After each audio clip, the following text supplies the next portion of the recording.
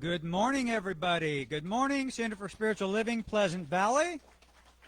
I am Reverend Kelly Bershinsky. Welcome to our Sunday service and this magic month of September. And help me welcome, whether you're here with me in person today, with us in person, or on Facebook Live, help me welcome our musical inspiration, Patricia, Bahia.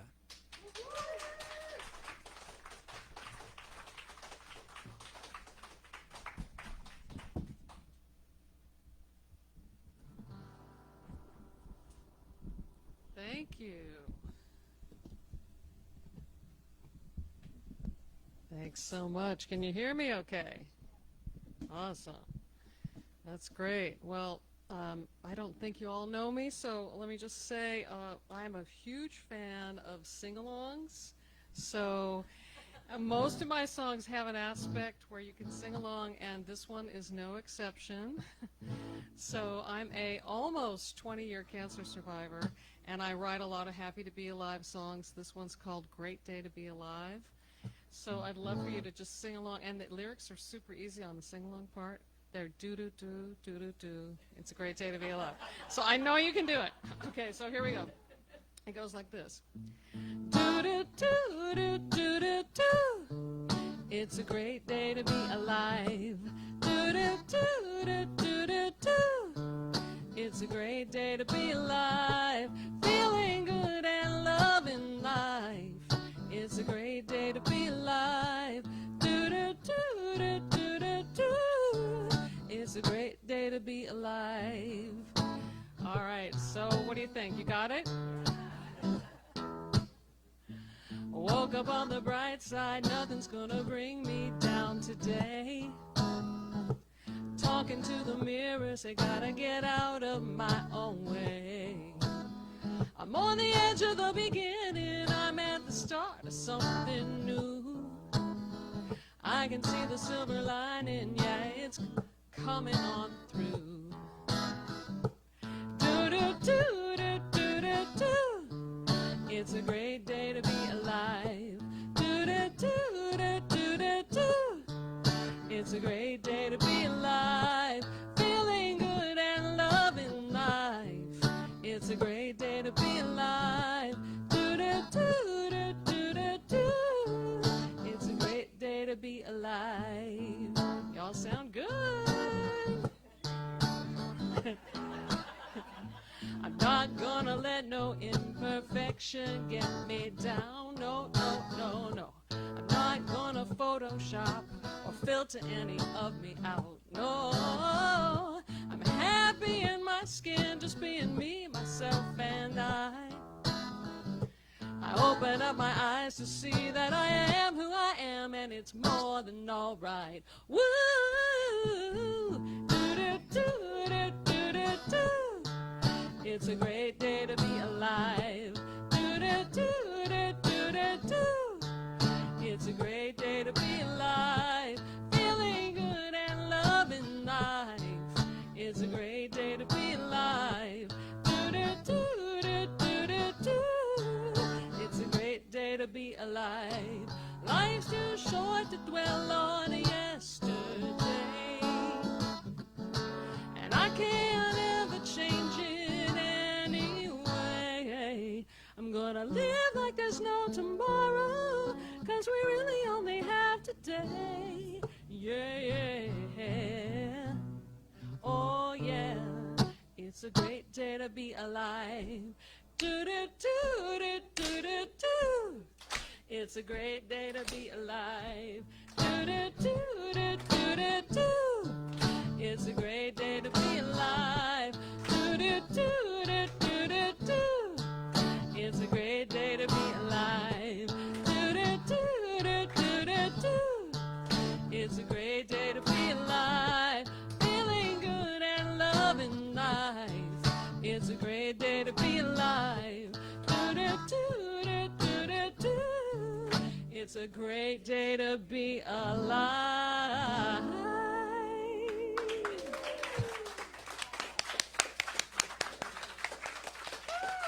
You all sound great.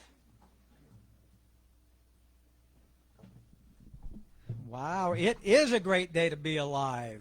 Had you thought that already this morning, or not until you heard that song? I think it's an awesome day to be alive. I love that song. Patricia and I just met, but anyway, your energy seems infectious, and thank you anyway for being here. Our new month starting here on this 4th of September, Sunday morning, we are starting a new theme, a new idea for the month of September. Did anybody see it in your email this week? Anybody know what that is? Finding Magic. That's right. Marcia from the back row called that right out, and she's been working on these graphics all week, so I think she had a little bit of an advantage over everybody else on this. But our theme for the month is Finding Magic, and I'll tell you what just struck me about that song is that the idea for me of finding magic and of what Patricia just sang about is that I'm not necessarily going out and looking for Kreskin or, some big, huge event to notice magic.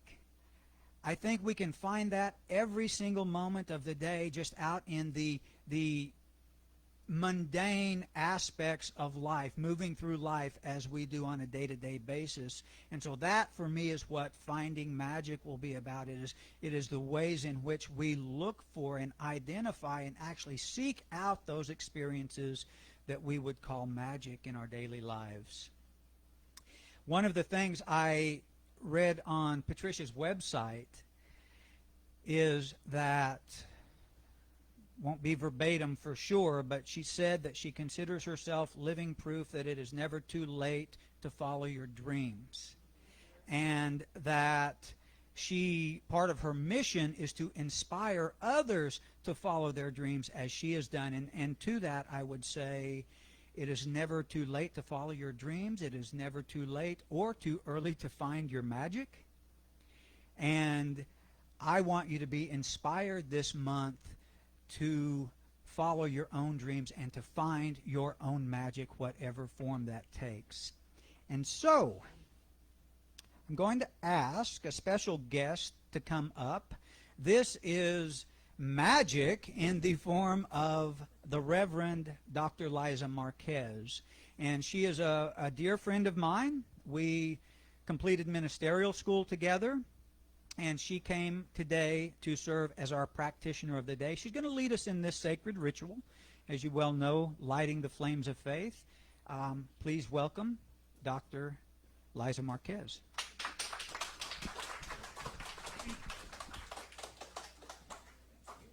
Thank you, Reverend Kelly. I find you to be magic. I do. Okay, so I have been asked to talk about the candles of faith. When we perform the ceremony to promote the universal... Can you hear me? We perform this ceremony to promote the universal consciousness of life, which acknowledges all peoples and all faiths. All sentient beings come from that one great universal presence, which we call spirit. Fundamental to the truth is the unifying nature of... Oh, magic. Magic just happened.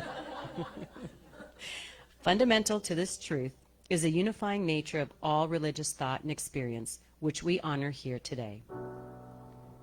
We light the candle of the Tao, honoring the universal path of harmony and equilibrium, the natural way.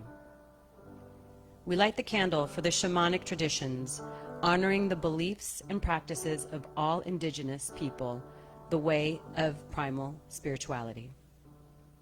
We light the candle of Hinduism, honoring the path of knowledge, action, and devotion. We light the candle of Judaism, honoring the ethical path of living by sacred law. We light the candle for all forms of Buddhism, honoring the Four Noble Truths and the path of compassion. We light the candle for all forms of Christianity, honoring the Christ consciousness as the path of love. We light the candle for all forms of Islam, honoring the path of submission to the will of God as the highest calling. We light the candle of the universalistic religion of Bahia, honoring the path of unity and peace. We light the candle for all forms of new thought, honoring the metaphysical path of mental healing through the practice of universal spiritual principles. We light the candle for all those who are, as yet, unaware of the power and presence of spirit in their lives, and for the space that we are holding for them at this center for all religions unnamed at this ceremony. And as we light the healing candle, please put silently into the candle the names of anyone you wish to have experienced the healing flame of the eternal, God's eternal love. And so now I invite you to just close your eyes and take a deep inhale in, honoring that path that is within you, knowing that the magic, the blessing of who you are is the very essence of the light and love that is God, that is this universal law, that is spirit, that is action.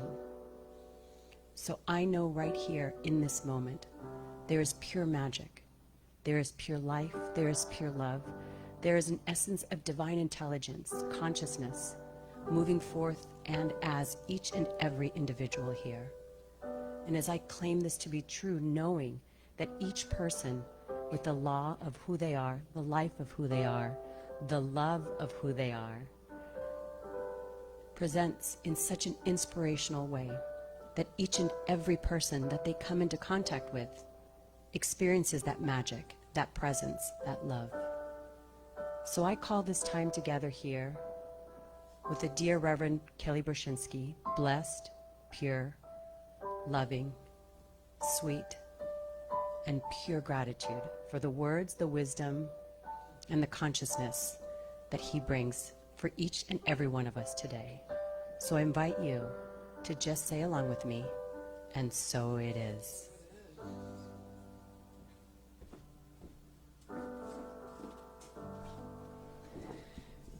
So just stay in that energy of prayer, in that sacred energy as Patricia takes us into sort of a meditative, prayerful, sacred song.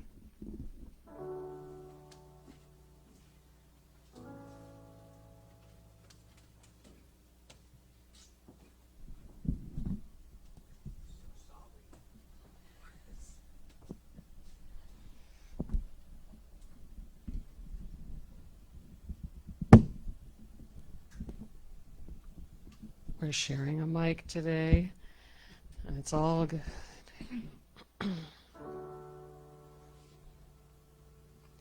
Center down, enter in. The noise will fade away as you begin to listen to the quiet inside your soul. Every worry, let it go, let it go, let it go, let it go. Breathe in.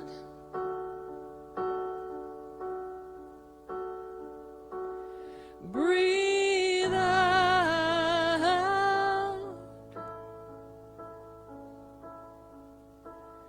Let peace,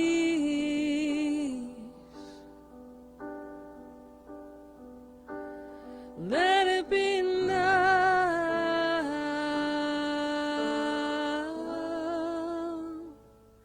Embrace yourself for all you are. Listen to the truth inside your heart. Forget the past and what the future holds.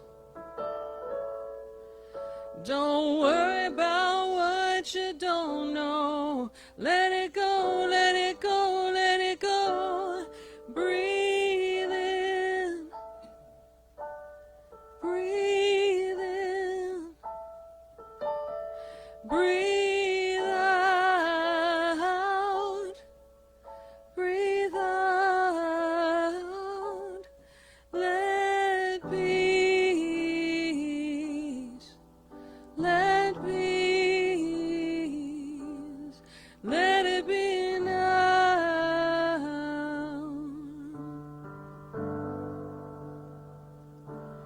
Repeat after me. Breathe in. Breathe in.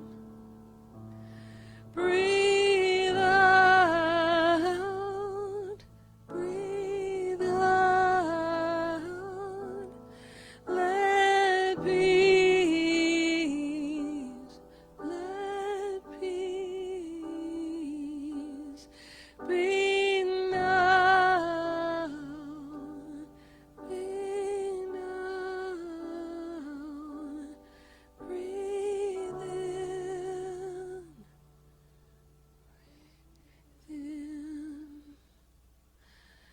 Breathe out. Breathe out. Let peace. Let peace be now.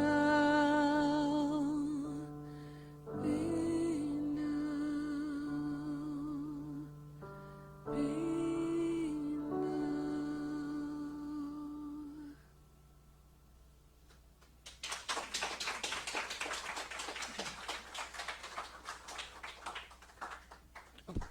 Let's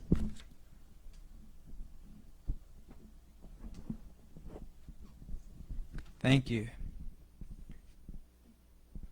Wow. That was incredible to me. I don't know about for you, but that was incredibly moving to me. I thought that was amazing. Good advice sometimes. Just breathe in, breathe out. If we just remember that and pause and do just that, sometimes that's enough to shift where we are when we're not necessarily in a great spot. But incredible song to me.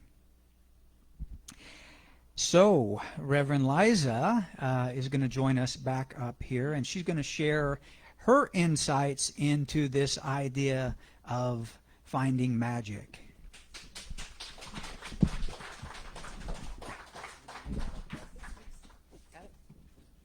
Thank you. First of all, I just want to say thank you for inviting me to come up here today. I mean, it's been a long time since we've been in ministerial school, so I love what you're doing, and I was super grateful to get the call. Like, will you come and be practitioner of the day? And with that, I don't even think you finished the sentence before I said yes. I would absolutely do it. I'm pretty sure it was. And so we discussed the theme as this month being finding magic. And it made me think of a really great story. And I have a slide that I brought today. And here's a quote. It's an anonymous quote, but when things change inside you, things change around you. And so when Kelly and I were talking about finding magic, it immediately reminded me of this story of, do you guys remember who Alanis Morissette is? She was a huge, of course you do, Patricia. But you know, she was a huge star in the 90s, like huge. And she was young. She was probably in her 20s at the time when she really exploded on the scenes. And subsequently decided, because her fame and so much that was going on, and I saw this in an interview, I should state that. I saw her being interviewed. I think it was Diane Sawyer. Anyway, it was a long time ago, but it was such a wonderful interview because she talked about how during that time where people just assumed she was extremely happy and had everything going on for her, you know, every door was open, money wasn't an issue, relationships, what have you, she felt the loneliest and the angriest during that time. And in a time where you would feel like, oh, there's definitely magic happening in her life, she would be the first to say, absolutely not. There was no magic. There was so much loneliness and depression. So she decided to go to an ashram. And what she says is she thought, if I go here, I'll find some sort of enlightenment. You know, I'm guaranteed that I will have an awakening. So she went and spent some time, and she said probably the first week to 2 weeks, what they were having her do is sweep or do the dishes or just clean stuff out. And after 2 weeks of doing that, she was just livid. Like, her anger actually increased because she thought, wait, how am I going to find any kind of compassion or surrender or whatever this enlightenment stuff people talk about is? How am I going to do that by, you know, sweeping or doing dishes or cleaning people's rooms? And so she complained about it. And in that, the guru that she was talking to said, because you don't know why you're doing this, you must continue to do it. And I mean, what kind of advice is that? Because you don't know why you're doing this, you got to keep doing it? And so she did. She thought, okay, there's something in here that I am not getting. And she said one day it just hit her while she was sweeping in the kitchen. It just hit her. That being present in what she was doing and just pouring, like literally pouring love into sweeping, it brought about something so connected and genuine for her that she had never felt. No matter how many albums she was selling, no matter who she knew, how much money she had, that compared nothing to the moment that she felt sweeping the kitchen in an ashram, being so connected to that moment, bringing her own love of doing what she was doing and of being present with what she was doing. And since then, her whole life has changed. She would say, she's now in charge of how she does something, what she brings to it. It's not about continuing to please other people and hoping that she will fill a void that caused so much anger and pain for her. Now it's all about bringing love to any situation. Not just the situations that require love, right? Like being with your children or going to work or whatever it might be, but every situation. Imagine if you brought that type of consciousness to everything you did, to driving the car, to being at the grocery store, to just being conscious and aware and loving, no matter who you are speaking to. Because you have to remember, no matter who you're talking to, it's always God who's listening, isn't it? And so when you bring your consciousness and awareness to that moment, to that person, to that place, and to yourself, what you gain out of it is immense. So when you change inside, you change things around you. And you can't help but affect all those around you by the consciousness, by the love, by the magic that you bring in that moment. Namaste.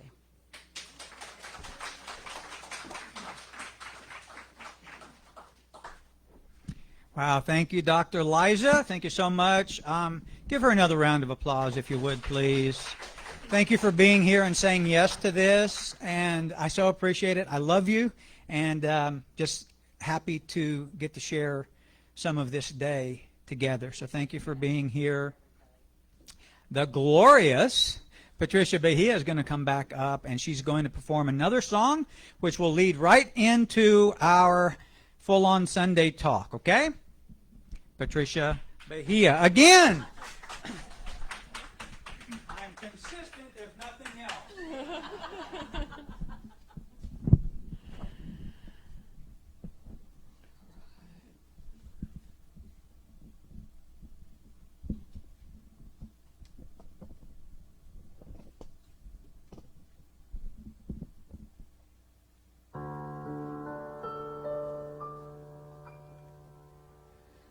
We're all living with a terminal condition called life.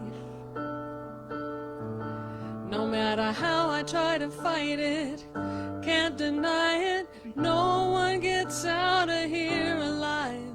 Every golden sunset fades to black.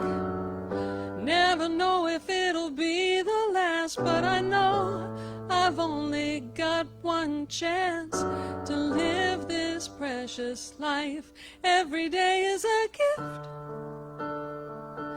Every day is a lesson how to live. Every day is a chance, to sit it out or join the dance. Every day is a choice to lift your voice, to love, forgive, to live. Every day is a gift. It's amazing how good an apple tastes. The sweet summer air after pouring rain, the sun shining on my face. I love the sound of bells and children laughing, the dizzy rush I get from dancing, my crazy friends, my family. I love this precious life. Every day is a gift. Every day is a lesson how to live. Every day is a chance, whoa, to sit it out or join the dance. Every day is a choice to lift your voice, to love, forgive, to live. Every day is a gift. Whatever time I've left here on this earth, I'll savor every minute's worth. And when I'm gone, I hope that you'll remember. Every day is a gift.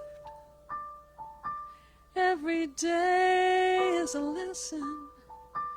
Every day is a chance to live. Every day is a gift. Every day is a lesson how to live. Every day is a chance, whoa,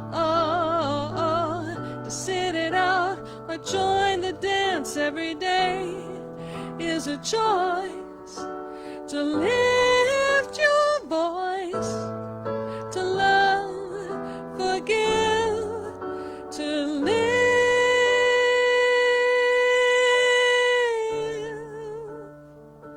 Every day is precious. Every day is precious. Every day is precious. Every day.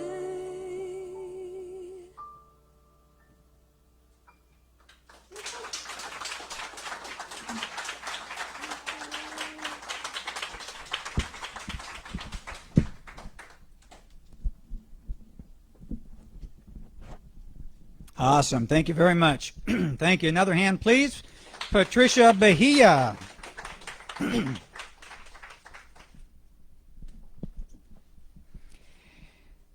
And so, we're talking about finding magic. And, the idea in that song, I think, is so perfect for this service and for this theme and for today's talk. Because what would happen in our lives if we stood in that, as Reverend Liza said, in that consciousness, in the knowing, in the knowledge, in the faith that regardless of what is going on around us in the world, the things that we see on the evening news, that we remembered more profoundly than any of that stuff which serves sometimes to distract us, that every day is a gift. Every step, every breath is a gift. Do you live in that consciousness? Sometimes. Sometimes. I think that's probably true for all of us. I mean, do any of us enter into that arena full time? I don't know, but that is the work, I think. That is what I feel like I'm working toward, and whether it's achievable or ever achieved or not, that is what I feel like I'm working toward. So let me ask, is there anybody who could use more magic in their lives? Yes? More magic? Yes? Okay, fantastic. So we're going to do this. I am not a sleight of hand artist, but I am a bit of a magician. And Reverend Liza, I'm going to ask you to help me again, if you will. Do you play cards at all? Yes. You do. And so do you know the highest ranking cards in a deck, the four highest cards? All four. And then not suits yet, just the four biggest cards of a single suit. Ace, King, Ace, King, Queen, Jack. The largest cards in a deck, the most valuable cards in a given suit. Yes, and what are the four suits?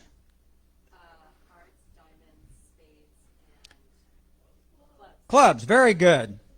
A gift there to help you out on that last one. So the four cards of the highest value, Ace, King, Queen, and Jack. Yes, everybody concur? And the four suits, spades, hearts, diamonds, and clubs. Spades, hearts, diamonds, and clubs. Yes? So, Reverend Liza, of those four highest cards, the ace, king, queen, and jack, pick two of those. Call it out. Hmm? Jack of diamonds. Just the card. No suits yet. Just the card. Jack. Jack and ace. Now, of those two, choose one. Call it out. Jack. Now, if we remove that, what remains? So you chose the ace and the jack. If we remove the jack, what you chose, if we remove that, what's left over? Ace. Everybody remember that, okay? Ace. And of the four suits, what are they? Just pick two of them. Pick two suits. Pick two of the suits. Hearts. Diamonds and hearts. Okay, let's remove those. What remains? Spades and clubs. Of those two, choose one. Spades. Ace of spades. Yes? Take that little note that I'd written down on and turn it over. Turn it over to the back. And what does it say? Does it say ace of spades? Does it? Yes, it does say ace of spades. Okay, my God, I'm glad that worked. Do you know the pressure I was living on up here? My goodness. Okay, so ace of spades. We somehow intuited that and figured out that you were going to end up with that. And I didn't bring the card today, but I'd written it down. There are some other notes on there, but there are no other cards written on there. That was the only card that was written on there, ace of spades. And so, what is the point of this little game or this little magic trick or whatever it happens to be? Did you think it was magic? Yes. Is it? Well, it's certainly trickery. I don't know if it's magic, but it certainly is trickery. So, and another time I could tell you how that is done, but I wanted to do that for a couple reasons. First of all, I thought it'd be fun, right? We're talking about magic, and it sort of has that mysterious sort of a feel. How did I do that? But above and beyond that, far more importantly than that, I did it for a very specific purpose for today's service. And that is, I want you to think back 2 or 3 minutes ago when I began that little magic trick with Reverend Liza. When I mentioned that, how did you feel about it? When I mentioned I was going to do a magic trick, were you curious? Some people were curious. Were you excited? Excited? Was anybody put off by it? Like, we're in church and I don't want to see a magic trick. I mean, what's the purpose of a magic trick in a spiritual center or any of those kinds of things? Were you anybody sort of scared or nervous that maybe it wouldn't work and I would look like a fool up here? Was anybody rooting for that I wouldn't have the right answer? And Alfie has his hand in the air. Thank you so much. We'll talk about this at home. Anybody feel like I still look like a fool whether I got the right answer or not, you know? So the reason for my doing that, yes, I thought it would be fun, but above and beyond that, I wanted to point out the idea that we can all view a single event and see it in very different ways.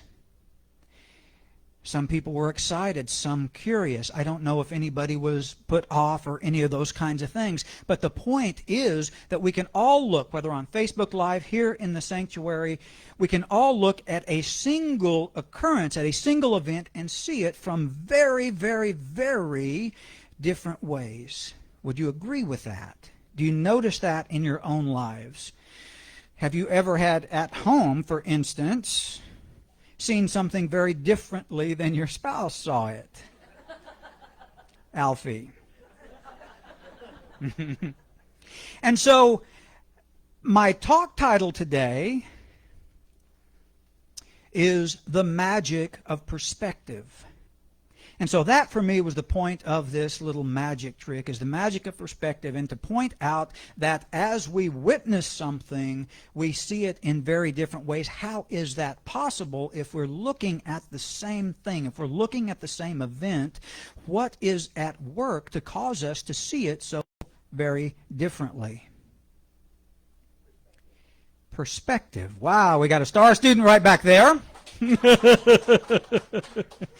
And so this is the very definition of perspective. It's this idea that we don't necessarily view life as it truly is, but as so often has been said, we view life as we are. We don't see reality necessarily as it is. We see it as we are. In other words, we see it from the perspective in which we are standing, the viewpoint in which we are standing. The filters or the lenses through which we view life, through which we filter experience as it comes toward us, are the perspectives in which we are standing. Yes, and so I suspect you've experienced this to some degree in your own lives, and I certainly have as well. So that is the idea of perspective as it pertains to this talk today. And so, I want to tell you a little story about my first deep experience of this very idea, of looking at perspective, at looking at how the filters and lenses, the beliefs, the attitudes, the viewpoints that I had established over the course of a lifetime actually understood in a real way for the first time that those things do impact my experience of life. And this will take me back to the summer of 2000. Summer of 2000, I still lived in Las Vegas, Nevada. I flew to Portland, Maine. Flew up to Portland, Maine, and I vacationed there for a while. I drove up and down the coast of Maine as far north as Bar Harbor. If you've ever been there, it is a glorious place. Beautiful, beautiful place. After vacationing, however, and the real point of my trip was to drive into New Hampshire and up into the White Mountains of New Hampshire, where I was attending a workshop or seminar there. And this seminar was really a spiritual journeying sort of coursework. And it was called the Avatar course, and it is 9 days in length. And those are from morning to night. I mean, they're long days. And I will tell you that when you're doing really deep kind of spiritual work or uncovering beliefs and those kinds of things, working on consciousness at a fairly high level for that length of time, it is a mixed bag. It is wonderful and profound and amazing and glorious and frustrating and upsetting and all kinds of stuff. And there was a particular day there when we were working on something called the transparent belief exercise. And it's really an interesting and magnificent process when done well. But the gist of it is, it gives you the experience with another student guiding you. It gives you the chance to see sort of what comes first. Do I go out in life and experience things and therefore develop all these beliefs? Or do I have these filters installed and they determine how I experience that which shows up in my life? And so the gist of this exercise is another student guides you, and eventually what's supposed to happen is you will rattle off a belief that is affecting your life, a perspective in which you stand that is affecting your life, of which you were unaware it was transparent to you. And when that happens, if it's something really big and foundational in your life, it's as if the weight of the world lifts off your shoulders sometimes. And I could feel that everywhere in the room around me as I could see lights coming on, the light bulb, so to speak, coming on for people as they rattled off these things that had haunted them over time. And I could feel the energy shift in people, and that was going on all around the room except for where I was sitting. That was not happening. In fact, I came to really enjoy this process and this exercise as this lovely lady was trying to coach me and guide me through this. And I could feel my face growing red and my body temperature increasing because it was incredibly frustrating to compare my experience with that of everybody around me and knowing they were having these amazing, glorious transformations and I wasn't. And so I was stuck in that space. And there was a trainer there who witnessed this and understood what was going on. And so she came over and she replaced the student and took her spot and just encouraged me. She just glowed. Her eyes lit up. She had an amazing smile. She was just this ball of love, really. And she sat there and she just encouraged me. The more frustrated I became, she just encouraged me.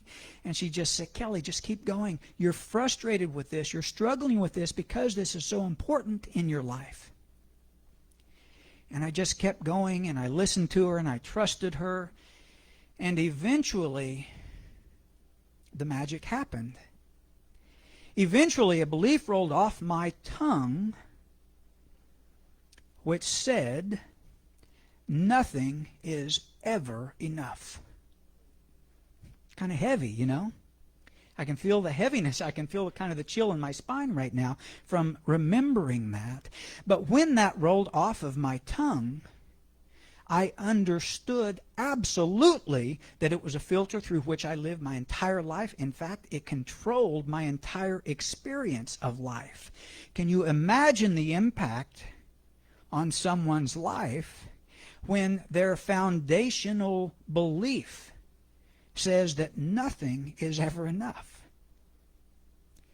That impact shows up as nothing ever being enough. I mean, it becomes, I'm not enough. My job isn't enough. I could never possibly make enough money or work out enough or improve my body enough or my finances or my car or my home.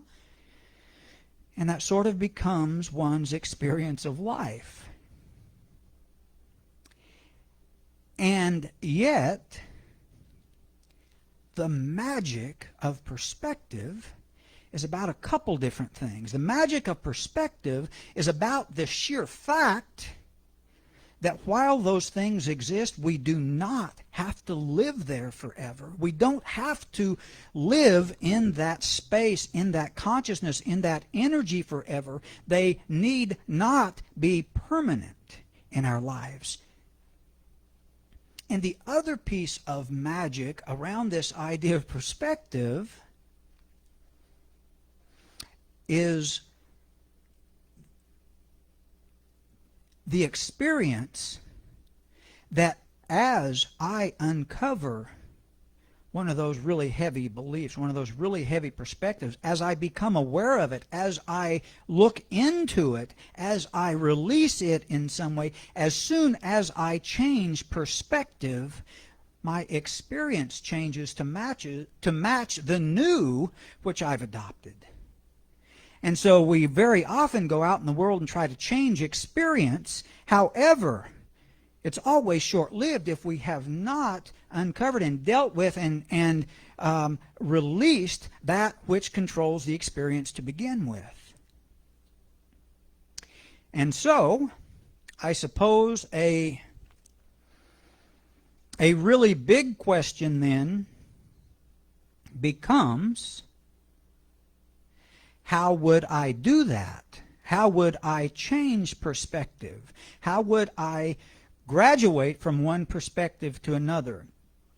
If I understand that I'm out here on sort of this carousel, and it's just twirling around and around and around, and the only things that really change are the faces that are waiting in line, but the experience really shows up the same over and over, you can be pretty well assured that you are caught in some form of perspective, in some form of viewpoint. If I become aware of that, I don't appreciate, I don't like, this is not a wonderful, beautiful, magic experience of life that I'm going through, how then do I shift it? And that is what we talk about here all the time, Centers for Spiritual Living and Pleasant Valley and all that stuff, is how do I move on? How do I deal with that consciousness? And the good news is, I know of at least a few ways to do that. I know of at least a few ways to move into a greater experience. And one of those ways is to get on a plane and fly to Portland, Maine, and drive into the White Mountains of New Hampshire, spending 9 days and thousands of dollars, believe me when I tell you, and doing that incredibly deep work. And if you were to do so, I promise you it is more than worth it. Alternatively, I could just hang out and allow time to have its way with me and do its magic in my life. As they say, time heals all wounds. But I've noticed in my life that time doesn't necessarily work at the rapid pace I would prefer. And I've also noticed that even when a wound is healed, sometimes I'm left scarred.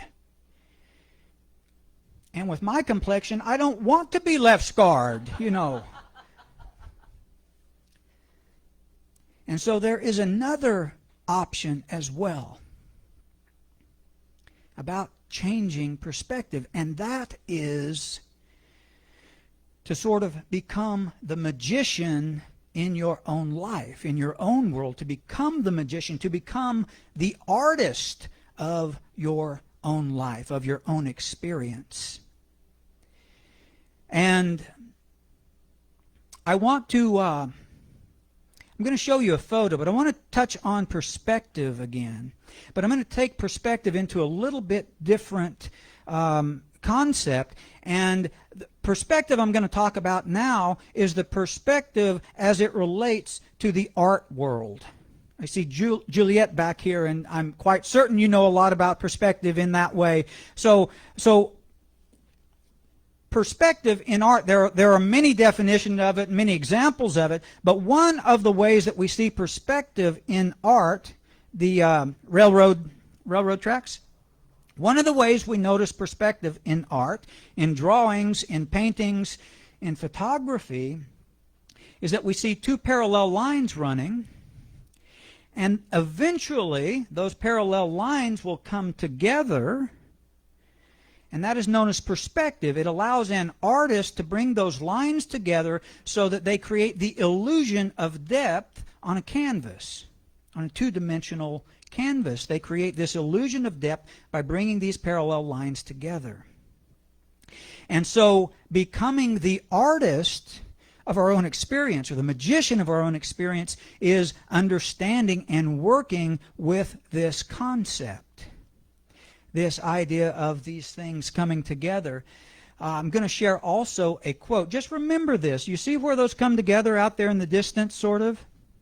So I'll talk about this again in a minute, but I'd like to share this quote from Rumi, because this is really where I'm going with this. And this is a quote that I know many of you have seen or know or have heard.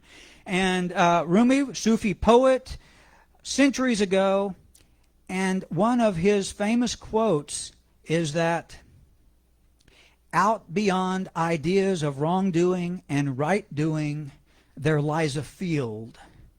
I'll meet you there, he says. And so the point of this is, it's a beautiful quote. It's an incredibly powerful thing. Does it feel powerful to you? Does it feel like it carries some form of weight, that it's an important concept? Have you ever wondered, however, where the hell that field is? Have you spotted it or witnessed it or found that field in your searches over the course of your life? Well, I have discovered where that field is. And that field, if you remember that photograph of the railroad tracks, or if you can envision in your mind a favorite drawing or painting, that field is just beyond the area where those things come together. Does anybody know in the art world what that point is called, where the two lines come together? Pardon me? It is called the vanishing point. Beyond that vanishing point is that field which Rumi talks about, where I would like to meet you. Because can you imagine, think about this for a minute, this point of convergence is certainly where lines come together, but it is also where lives come together. If you can imagine how powerful we could be if we could allow all of the upset and angst and nothing is ever enough and all of those feelings of smallness and judgment and upset and turmoil, all of those things that serve to separate and divide us, if we could allow those just to melt away, just to subside, just to cease, just to vanish, and we were to come together and then step into that field beyond. That is the perspective shift I'm talking about. That is the place I am talking about, I am suggesting, and that I know is possible for us. Whether we live in that energy and in that power every moment or not, that is our work. It is moving toward that, and it is stepping into this perspective which comes from within, this deep perspective of essence. It is stepping into the power which is within us and living out the presence of God which indwells. That is what that field is about. And so this perspective is not sleight of hand or trickery. It's not even magic. It is just the constant realization that I am more than this experience, that there is something that undergirds everything that I experience, that there is power within me that just wants to be lived and expressed and allowed out, and this power and this presence is nothing but love and kindness and understanding and celebration. So while that perspective and that shift and that field isn't magic, when we do that work and we step into it with a pure heart, when we do that and step into that energy a little more today than yesterday, a little more tomorrow than today, and we do it again and again and again until it simply becomes our way of being, our way of showing up in the world, that we live from that perspective every moment, every day, guess what? That might not be magic, but when we get there, I promise you, our experiences of life will absolutely be magical. Happy Sunday, everybody. Much love, everybody. Love you all. Thanks, guys. Thank you, thank you. We are going to do our collection time. So I'm going to mention this just a tiny bit again today. As I've mentioned probably every week that I've spoken here, anything that you donate, that you share, that you gift this center with, please make sure it comes from your heart, okay? Don't do it out of a sense of rote or anything like that. Let it come from your heart, please. That's where I want our support to come from. And we're going to do our offertory affirmation together, starting right now. Before reaching into my pocket, I look into my heart. I see a life that is rich in so many blessed ways. It is my heart's great desire to share with others the good that has been so generously given me. In so doing, my efforts and impact are magnified, and the world is infused with a greater sense of giving. And so it is.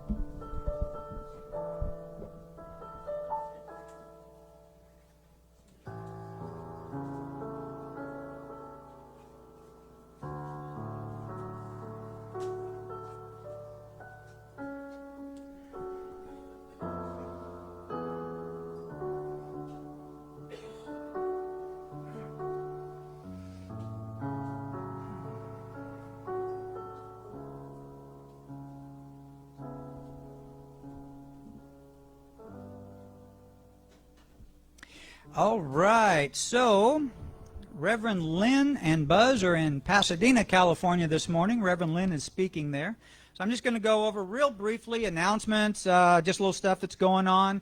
Today, after service, if you are so inclined, if you are seeking new perspective in your life, if you are, if that made sense to you today and you'd like some help with that, Donna Butler is here. She'll be in room 4 to talk to you, to do prayer, whatever is on your mind. She'd love to hear about that. Room 4 after service. Wednesdays, I will be here again this Wednesday, 10 a.m. to noon. If you're out and about, stop in. Let's talk about the magic in perspective. Let's talk about finding magic in our own lives, and let's talk about what we can do to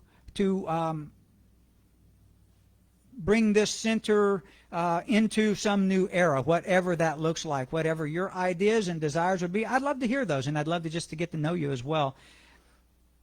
We are, if you have the time to do it, we're going to hang out for just a little while after service.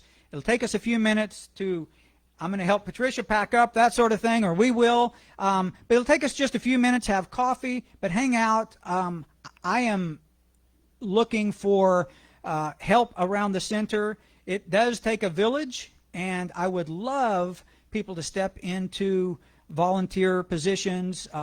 We need some things. So if you can stay, I'd love to talk about that. It won't take a long time. I'm sure we'll be out of here by 5. So no problems, okay?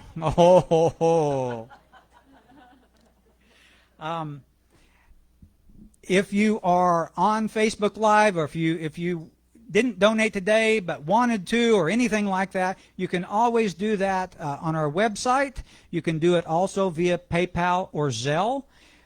I will just say we have a new website in creation. It is not complete. It looks beautiful though. So it's there, but it's not complete. So it's a work in progress. I would love to thank Marcia Beebe and Alfie for working on that, along with Paulette Jones. She's doing the work for that, and I really appreciate all her effort and time that's going into that website. So that is in process. Please save the date. We are planning a spiritual energy fair here at the center. I know there have been many of them here over the years, and I think it's something that people really enjoy. And so my hope is that it's going to be really enjoyable, that people are going to participate, and it'll be a fabulous spiritual energy fair combined with Halloween. So wear a costume if you want. Come by. I'll probably be handing out candy and those sorts of things, but I think it's going to be a blast. So we need help with that as well. I know that Marcia and Reverend Pam are working on that, but we need additional participants, not only from a volunteer standpoint, but if you know psychics and readers and healers and that sort of thing who might be interested in coming here to participate, we would love to have that information, and then also hands to make the work happen before and the day of. Okay, so that by the way, that's happening Saturday, October 29th. Okay, Saturday, October 29th, just before Halloween. Now, I want to invite Donna Butler and Nancy Ma up. They're new. Well, Donna's not. Donna's been here as a practitioner, but Nancy's somewhat new to our center. But they have this idea of starting a women's group. And so they want to talk to you a little bit about that, what it would look like, and see if they can spark an interest in that. Hi, yeah, we've had women's group, and it's just a wonderful time for women to meet and share their wisdom and laugh and grow and care and build bonds. So we're planning to do that on the second Sunday of each month from 12 to 1:30. And it'll be, so you'll have a little time after service, and then we'll meet in room 4. And also, I think we're going to be doing Bring a Friend week or something. So if you wanted to invite a friend next Sunday, that would be great. Then we could all meet in that room. Yeah. It'll be fun. And I we- hope you all come. Yeah. Yes, and we're open to all kinds of ideas. What we typically do is like to share, I mean, we want to be able to be of service as well as just provide a way for us to have the community here and share things, but also to be of service to the community and just, to the center. go to the center as well, yes. And we have flyers. Yes, there are plans.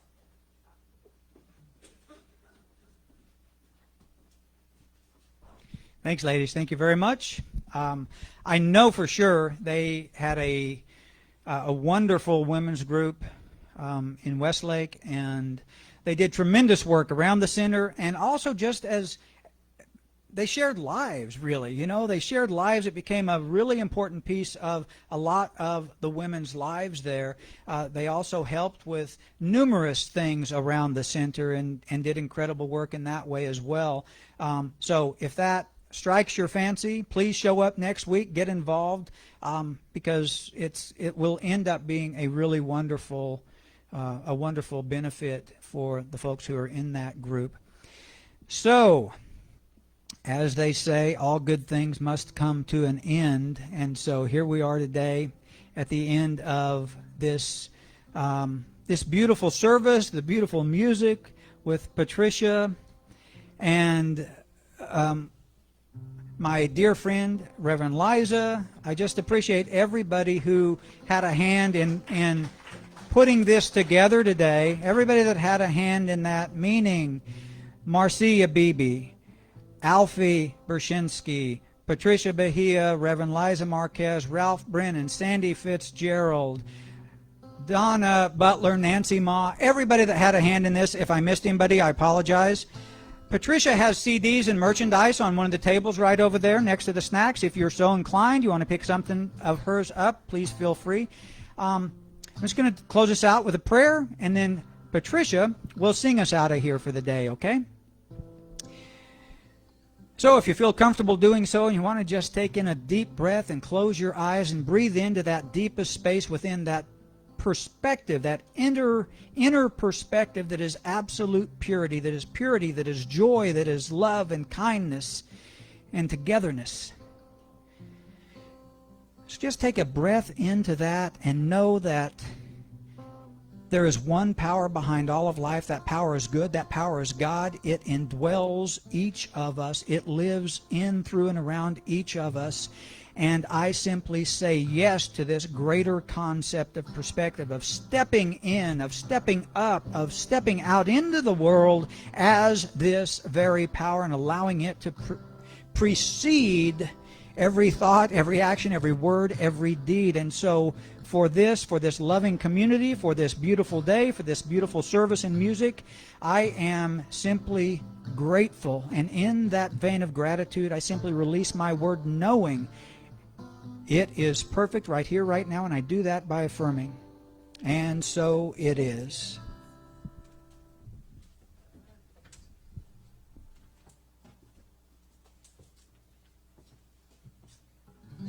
All right, can you all hear the guitar? Is it coming through there? Yeah, okay, good.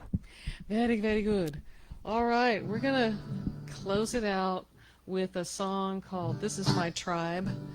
I wrote this with Harold Payne, who is a fantastic songwriter, multi-platinum songwriter. Look him up if you don't know who he is. He's amazing. And of course, it has a sing-along part.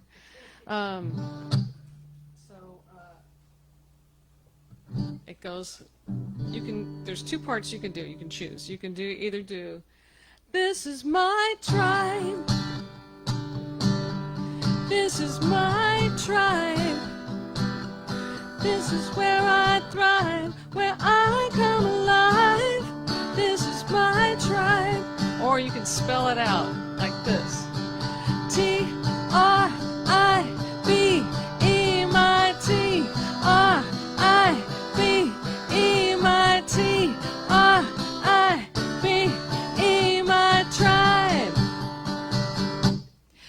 come together. It's meant to be.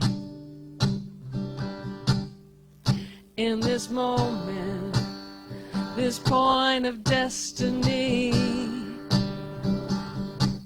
we got each other's backs, walk in each other's shoes. These are my people, my brothers, my sisters, family I choose. This is my T-R-I-B-E-M-I-T, R-I-B-E-M-I-T, R-I-B-E-M-I tribe. One more time. This is my tribe. This is my tribe. This is where I thrive, where I come alive. This is my tribe. All on a journey, but it feels like home. And wherever we go, we know we're not alone. We share our burdens, we lift each other up. There for each other, come hell or high water, no matter what. This is my tribe. This is my tribe. This is where I thrive, where I come alive. This is my tribe. T-R-I-B-E-M-I-T, R-I-B-E-M-I-T, R-I-B-E-M-I tribe. One more time. This is my T-R-I-B-E-M-I-T, R-I-B-E-M-I-T, R-I-B. This is my tribe.